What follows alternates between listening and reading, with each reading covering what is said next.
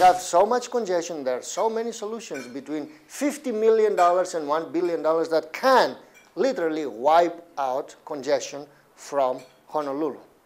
That's what really what's going to solve our congestion problem. Because remember, anywhere you cut it, even with cities with multiple rail systems, except for New York City, 90% of the people drive.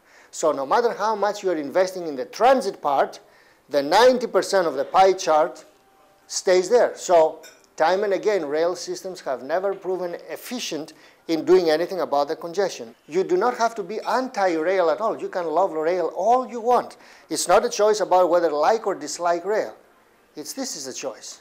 5.5 billion in must-have liabilities and fixes, or 5.5 billion for rail.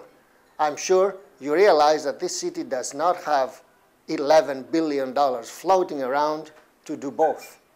So it's a simple choice, particularly for the short term. For the next 6 to 10 years, we have to fix our city because it's been ignored for way too long. And that's why, as an engineer, I have no problem making sewers my priority. A politician would have a terrible problem, stand up and, and say, I am pro-sewer. I have no problem with that. It is essential. The economy will collapse. The public health will collapse and all. You cannot ignore water and sewer. And, of course, pavements. You cannot even move your tourists around. Congestion, you have to do something about congestion. People come here and they think, it's a city of 5 million people. It's not. It's not even 1 million people, and we have congestion comparable to Washington, D.C. because of neglect. Because of neglect. Because it takes you 10 minutes from the UH to go down Beretania Street to the police station. If the traffic lights were synchronized, it should take 3 to 4 minutes.